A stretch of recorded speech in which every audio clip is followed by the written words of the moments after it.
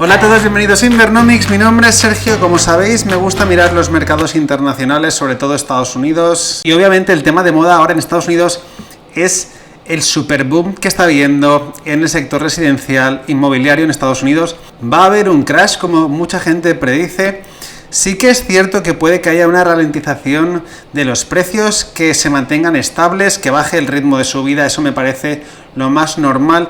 Pero creo que no va a ocurrir un crash y os voy a explicar la razón principal por la que creo que no va a ocurrir. Una de las cosas que no se parece en nada a 2008 es que la gran mayoría de las hipotecas que se firman actualmente en Estados Unidos son a tipo fijo. Y recordad que cuando firmas a tipo fijo estás un poco congelando el riesgo de las subidas de tipos en caso de que tengamos, por ejemplo, esta inflación y suban los tipos, con lo cual es un riesgo que hace que pueda haber muchos menos impagos en el futuro. Ese es un factor que no se parece en nada al de la otra crisis, la crisis de 2007, porque en aquel momento se hacían préstamos generalmente a tipo variable, lo que se llama adjustable rate, y obviamente las subidas de tipos sí que tuvieron efectos muy negativos para la gente que en ese momento se estaba endeudando.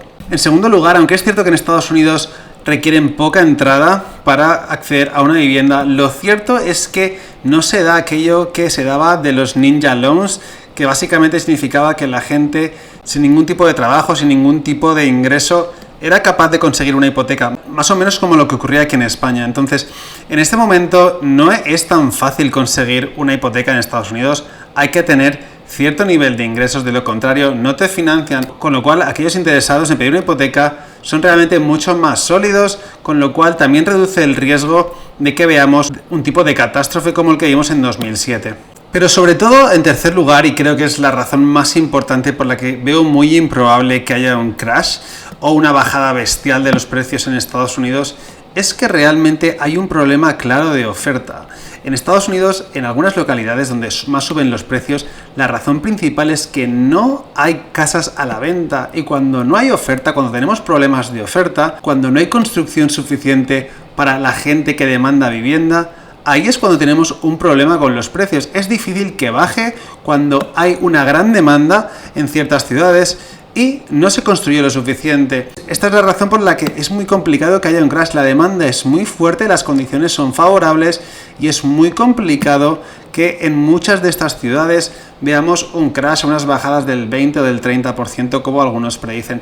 Yo lo veo prácticamente imposible. No hay nada imposible en esta vida, pero yo lo veo muy improbable y quiero que tengáis esto en cuenta, porque cuando hablamos del mercado español tenemos siempre que ver un poco cómo funcionan otros mercados. Aunque no sean similares, aunque no sean exactamente iguales, sí que podemos aprender mucho de lo que ocurre en otros mercados. Recordad que el mercado inmobiliario es un mercado local e imperfecto, es decir, nunca podéis analizar un país entero, incluso una comunidad autónoma, de la misma forma. Al final, en las ciudades donde haya mucha demanda y donde la oferta se vea limitada, ya sea por temas administrativos o por temas de territorio, porque no hay más donde construir, no hay más terrenos donde construir, va a ser complicado que los precios de estas viviendas, de estas localidades, vayan a bajar. Mientras haya gente que quiera vivir ahí, no se construya lo suficiente y haya un desequilibrio entre la oferta y la demanda, y además tengas hipotecas como las que tenemos ahora y como probablemente las tengamos durante los próximos años muy favorables, es prácticamente imposible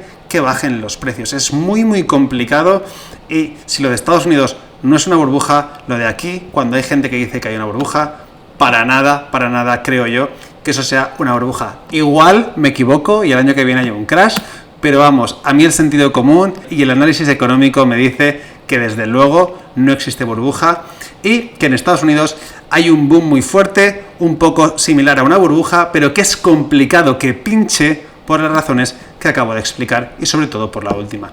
Esto es todo por hoy, nos vemos muy pronto y recordad siempre invertir con sentido.